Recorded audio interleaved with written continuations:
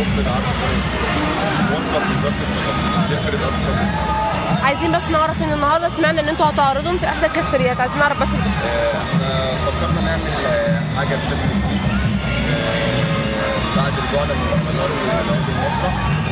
فكرنا ان احنا نعرض العرض جوه الكافيه عن طريق الميديا. العرض متصور في بورسعيد اسمه بره السور لفرقه مودرن المسرحيه.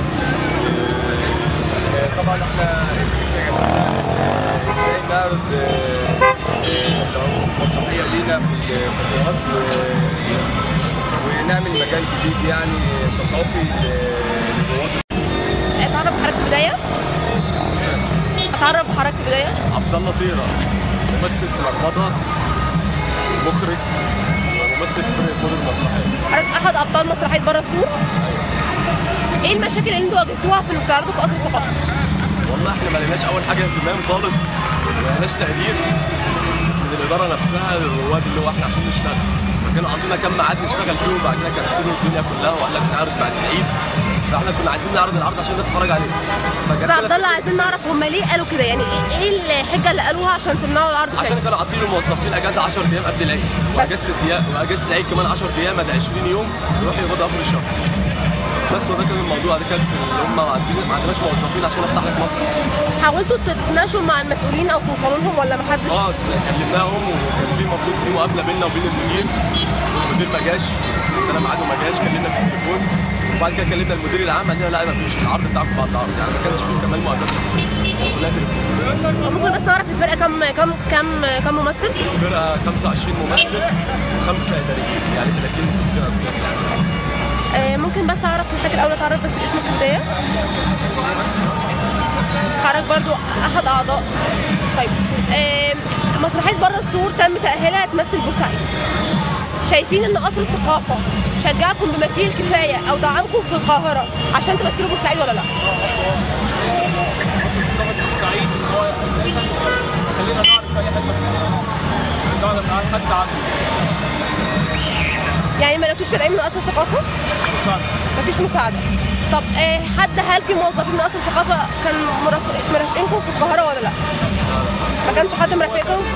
انا مخرج بس انا كموظف يعني طلعت مشرف مع الفريقين وقابلت صعوبات يعني اللي انا ذكرتها في المذكرتين اللي انا بعتهم لك يا زيزي، مذكرتين من وزاره الثقافه. طبعا المذكرتين دي عشان يعني رد حق للبورسعيد.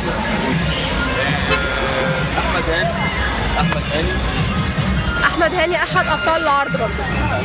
ممكن نعرف باختصار ايه اللي حصل معاكم كفنانين في القاهره بالظبط؟ هو اللي حصل ان احنا اتعاملنا هناك معامله كاننا مثلا مش فنانين ومش ممثلين، احنا جايين من الشارع مثلا. لما يتقال لي يعني لما دكتور في معهد فنون مسرحيه دكتور محمد زعيمه يقول لي فنان زيه وهو عارف ان يعني هو راجل مثقف وفاهم الدنيا فيها ايه، يقول له انت قاتل. وده سبب احداث بورسعيد الماتش وكده. فهو بيتهمنا ان احنا اللي قتلنا الناس في الناس. بيقول علينا بلطجيه وانتم متخلفين وعايزين تاخدوا ايمج شباب متخلفين. قال لكم دوت؟ قدام اللجنه قدام الجمهور. شباب همك غير واعي وعايزين تاخدوا ايه من قتله الاستاد. جميل. طبعا انا بعد الموقف ده يعني اتعاملت معاه بشكل محترم جدا وكمان دخلت في الموضوع ان احنا ما نعملش فرقه مودرن المسرحيه هنجمد نشاطها لقصر الثقافه بورسعيد. عايزه بس كمان اسال حضرتك هل كل الشكاوي مدير الفرقه قالها وابطال العرض قالوها لما تم عرضها او تم ارسال مذكره بيها، هل حد حاول يتواصل معاكم من بورسعيد عشان يراضيكم او حقكم؟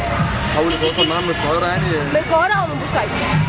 من بورسعيد ما حدش سأل في الموضوع اصلا، الاداره هنا في بورسعيد رفضت للموضوع. الوزير هناك في القاهره الوزير وصل له المذكره اللي مصطفى عملها وبعتها لاداره المسرح وفي اجراءات شغاله، فمش عارفين بقى الله اعلم يعني. بس هو انا اصلا اخد قرار من المهرجان هناك بعد الشغل هناك ان انا ما عادش اشتغل هناك في القاهره واشتغل تابع للثقافه تاني، يا اما اشتغل تابع لنفسي واشتغل لنفسي بقى زي ما احنا بنعمل كده دلوقتي. الفرقه بتنتج لنفسها، يعني زي النهارده مثلا اول يوم العيد الفرقه هتعرض العرض بتاعها في كافيه على شاشه بالعند في الاداره على فكره، عشان احنا مش لاقيين مسرح نعرض فيه. هنعرض والناس تيجي تتفرج علينا برضه. لما طلبنا من الاداره المسرح قالوا لنا الموظفين في اجازه ومش في اجازه. يعني ممكن نقول ان كلمه من حضراتكم كلها ان شباب اغلب ممثلي بورسعيد لجأوا للعرض في الكافتريات عشان قصر الثقافه قافل الباب في وشهم؟ نقفل الدنيا، نقفل القصر نفسه. لا بنعمل بروفات بالعرض. الفكره برضه ان احنا بنعمل حاجه ازاي بشكل جديد. يعني بعد ان احنا ملناش كيان في قصر الثقافه، احنا فعلا ملناش مكان، يعني ملناش اسم مسمى، احنا فرقه حره. طب هي فرقه حره دي، هل مفيش مكان لتدريباتكم اساسا؟ لا مفيش. قصر احنا بنأجر مكان لو عايزين نتجمع فيه نشتغل فيه. قصر الثقافه